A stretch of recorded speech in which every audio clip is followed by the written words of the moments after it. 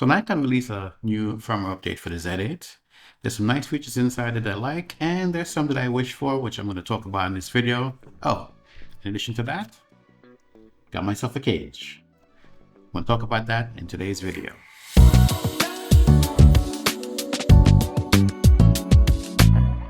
Hello everyone, welcome back to the channel. This is Wayne. So, firmware update for the Nikon Z8. It's not a major update, it's a 0.1 update, but it's some nice features that they've added in that I like. Now, on the list of things that they've changed in the firmware update is they changed how long it takes for the high temperature warning to appear on the screen. And I'm pretty sure that some of you will appreciate that. I know I will, because I recorded the camera and I got the hot card warning in maybe 20 minutes or so. And sometimes when I take it out, it's actually not that hot. It all depends on where you are when you're recording, how things are going to get hot. Let me give you a tip. If you're recording video and you record long form video or talking in videos like this, where you talk for a period of time, remember, pull the display from off the back of the camera. Not just pull it down, tilt it up. There's a little thing in the corner. Pull it up so it comes away, and you can tilt it up so you can see what you're doing. That basically keeps the space behind that area open so air can pass back there and the camera doesn't heat up as often. Because I've got hot temperature warning for the card and for the camera, and I was recording for that long period of time. They've changed the position where the memory card high temperature warning is displayed in the video mode, which is a good thing. And that's another thing that I wanted to talk about when it comes to firmware and things I'd like to see in the future, but we'll continue on those later on in the video. Now, as far as fixes are concerned, there's an issue with the battery basically draining if you have the system set to connect to smart devices, and even though the Bluetooth is turned off, it can still have, the battery being run down. So I think that's a pretty good thing. The next one, focus could still be adjusted using the focus swing when disabled was selected for A15 manual focus swing in autofocus mode in the custom menu setting. Okay, basically what that seems like is if you set an option other than nonlinear, even though the focusing ring was set to disabled, you can still use the ring to focus, which is kind of annoying. Disabled ring disabled, right? Why would it still come on? Anyhow, glad that they fixed that. Next up, SB800 flash units would sometimes stop responding when pictures were taken with the flash disabled. Yeah, that can be kind of annoying if you still have an SB800 and you're shooting an event or just shooting out there and then it just stopped working. So, good thing that they fixed that.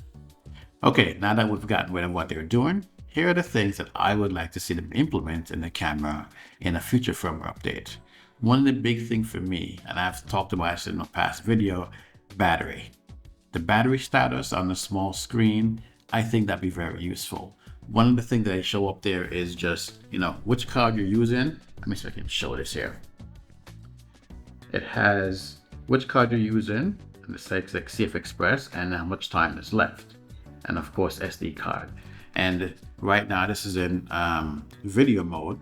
If I turn the camera on, put it in photo mode, turn it off, you'll see based on my settings, it goes SD card, and it says I have 10.3K images remaining that I can shoot. So I have a 256 gigabyte cards inside there. So yeah, that's nice to have, but you have no battery information. And that'd be kind of cool, because sometimes you grab your camera and you're like, hey, let me go shoot, and you didn't check, and it's like, oh crap, I could use some fresh battery inside this camera. If that information was up there on a regular basis, that'd be really useful. You could see that, you could tell at a glance, oh, okay, I need to charge your camera. You could be sitting around the house, you're packing your bags, you're doing whatever. You just didn't think about, charging the battery inside the camera, and you go out there and you have not enough juice. So that's something I'd like for them to do. Now on the video side, something I'd like to see them do is when you look at the back of the screen, right? You have all your display settings back here. When you are recording the video, you see there's the lines around the screen that shows you, the framing. If they could put the information on the outside, because I hit the display button, it goes away, the time goes up top, there's more information at the bottom, but you have the P and, the settings is still on the screen. Sony has basically done something with a mode where you record on the camera where they basically push everything at the bottom. So down there where the audio information is flashing and the f-stop and the shutter speed, if they push that a bit lower and you have clear area, so the image area where you recorded has no information, I think that'd be good. That's useful. I like that on the A7R5. It pushes everything up to the top and bottom. You have nothing in the actual image area that you're recording information. And I think that's a plus, a big plus for anybody who's recording video. You can keep the information that you want to see in the middle of the screen area, but as far as what you have, your settings and so on, put at the top or the bottom. I think that'll be a very useful feature, and I think I can put that in a firmware upgrade. Now, granted, there is another setting where basically you can take off most of the stuff, but then, you still kind of have the zebra information. Like, where's that? Over here. Like, why do we still leave that there? Here. Take it off the screen. That's on the area that you're going to record. We don't need that. Clean that up. One other thing that I noticed, and this is me looking at some of the things that Sony's implemented in their cameras that I like, that I think would be great in a Nikon camera as well. For example, so this lens, you have what your zoom settings are, right? But there are times when you're looking through and you don't know exactly what the zoom settings are. You're doing something in manual focus, for example, and you kind of want to see where it is, what numbers you're setting it for. You have an idea what you want for as far as your zoom level, or how many millimeters you want to be at. But the camera doesn't tell you what it is, the 16 millimeter, 18, 20, whatever it is. So if they could have a function so when you zoom and you look into the viewfinder, it shows you inside there what the setting is, whether you're at 16 or 24, whatever you start at, and what number it is. And even just have it in the screen as well. Let's say you're shooting something at night and you just want to utilize the screen. You can see the button, so you can see the markings on the lens. You don't have any backlight on the lens. So you're kind of, well, what is it? I don't know what it is, but if it can show you on the screen, right there, boom, hey, am I 24 millimeter, am I 28, am I 57, whatever. It's on the screen, you know exactly what it is. Sony has that. I wish Nikon would implement it on the camera. I think that's a very useful thing that a lot of us would like. Enjoying the content? Do you love what you've seen so far? Find the information useful? Okay, wonderful. Now, next question. Are you subscribed? No? Oh, go on. Get subscribed. A lot of you watching are subscribed, but most of you are not. So while the channel is growing, I'd like to count on your support to help me to grow even more. So if you're coming back and watching the video, or if this is your first time, hit the subscribe button. It really helps the channel out.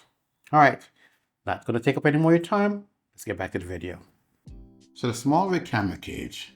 SmallRig is one of the few people that partnered with Nikon in the beginning, and one of the first actually to have a camera cage available for the Z8. They have a camera cage with a handle, basic cage, and also they have a L bracket. Now I basically got the standard cage, which I think is, pretty useful for me. And you may notice I actually have some SmallRig, it's not SmallRig, Peak Design eyelets here. I basically put this on here since we've had the issue now with the eyelets on the camera that can pull out. I don't know when I'm going to be able to send my camera off to have it repaired, but in the meantime, while I have this, I basically put the straps on here, and this is the cool thing I kind of like. It has a spot on there where you can put your straps. That allows you to negate having to put it on the camera body. Yeah, it seemed like it will be heavy, but this actually is pretty light. I think this one is lighter than one in the Z6, and I like this.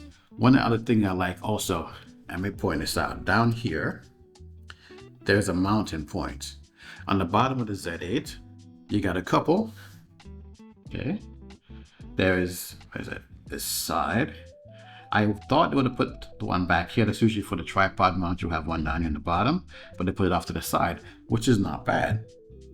When I had the Z6 and I put it in the Z6 cage, it would kind of shimmy around because the eyelet on the side would kind of bump against this thing and it wouldn't set properly. There was an option, basically much like here. There's a screw inside here that you can take out. My face out here so you can show it. Ooh.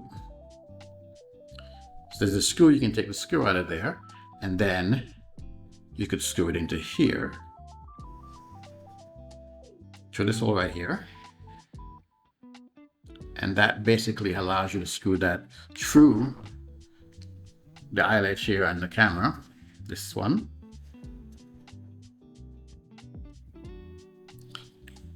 and secure it even more. So it's not going to shimmy inside the cage. It's going to be solid inside the cage and it stays in place. So that's a really good feature. It's basically an Arca Swiss mount on the bottom. It comes with its own little tool that you can utilize to screw things in here. And that's a pretty good feature. Here's something that I can consider a bit of a con. It's an Arca Swiss plate, right? So I have an Arca Swiss plate on the bottom, great for tripod heads if you're doing photo. But when it comes to video, you're gonna go longitudinal. So there is nothing there on this camera to allow it to sink in place. My video head, I can put one screw inside there and get it to work, but I found out that you need like a different part. In a sense, it's going to lift it a little bit above. You can put it in there with another quick release, so you can slide it out whenever you need to. I'm going to have to invest in that because I'm looking for something that allows me to be able to have something on the camera. If I decide I want to shoot with the FX30 as I'm shooting with right now, I can slide it out and then slide it out, slide the FX30 in. So that's something that I'm going to have to invest in. I didn't get the one with the handle up top because I don't need that right now. Maybe in the future I'll invest in the handle. But for me, usually I'm kind of hand holding it, so that's kind of good. The FX30 has its own audio handle on top, so that's a cool thing. What I do like though, let me point this out. It has two cold shoe slots, okay, one either side.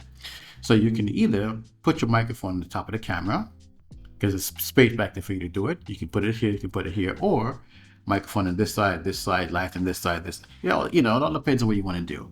You can utilize as mounting points for different things. And of course, if you want to add handles on it, you have these connections. You can get like a rail, you can add in there and you can stick that on there and you can put a handle on the side so you can actually have additional mounting points. So let me put this thing together so you can see what it looks like. So it's a matter of simply sliding it through, and you can see it even goes in there with the hood on. Sorry for the noise, but yeah, just goes in, put up, upside down, make sure the mounting hole lines up. Okay, it's inside the body. Yeah, and then there's a tool to just tighten it up.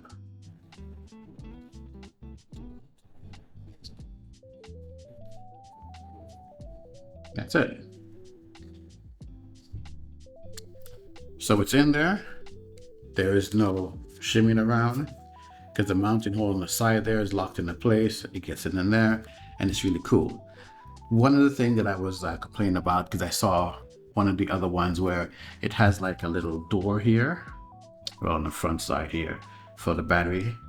Open the battery cage, well, the battery door. It allows you to pop it open, which is kind of cool. And at the same time, when you put it on the table, because you don't have the space at the front here, the camera kind of bumps down and sits on the lens, which is something I don't like. But right now I'm fine because if the lens was on, it brings it up a bit, so it's not too bad. I would have liked it if they'd given it the same thing where you can have that opening on the bottom, but I think that would also add a bit of weight to the camera. So you win in one area, you lose in another area. But overall, the camera works with the cage works very well. And like I was saying earlier on, you can put your mic here and it still works. Slide over here, slide over here. As far as holding it in my hand, it doesn't add any extra space. Well, it does some, but it's not anything major that I can't hold it. And when I got this and it looked big around, people like, you're gonna walk around with that? Pretty much that's what I've been doing. And one of the things that, since I've got the Z8, that I've been walking around with it, I mentioned it again in another video, is that I'm typically holding my hand like this. I don't have a strap on it. While these are here, sometimes it's kind of annoying having it in my neck. I just have it in my hand next to me as I'm walking around, just carrying it and bring it up when I want to shoot. So it's kind of weird. I guess I kind of got used to that doing the Sony camera because it's be kind of small and lightweight. Actually, that's not true. Now that I think about it, the Z6, I was doing that with the Z6 as well, because I was using the Peak Design strap that kind of cut into my neck and I didn't like that, so I took it off. And with the Z6 being so much on the light side, I could carry like that. The real reason is the grip. I run a nice solid grip that you can hold. Yeah, it makes it easier. So that's what I got today for the review of this SmallRig case. Let me know if you guys are interested in it. I'm gonna put a link below so you guys can order one for your camera as well. I'll also link the L bracket if you're the kind of person that want to use an L bracket. And if you want the other cage with the handle, I'll link that in the description section as well. Also, I'm curious to hear what you guys would like to see in the future firmware updates from Nikon. I've listed the things that I find that I want to see. I'm curious to hear what everybody else is thinking. If there's something interesting Nikon could do to make this camera a bit more well-rounded. I don't think this camera is going to get a 2.0, but we never know. Maybe there's something else they can do. Well, actually, now that I think about it, maybe, what's it called? Smart capture, auto capture. If we get that feature, is it going to be a 2.0 or 1.2? I'd love to see that feature come to the Z8 as well. So put in the comments what you guys want. Taking off. I'll see you guys in the next video.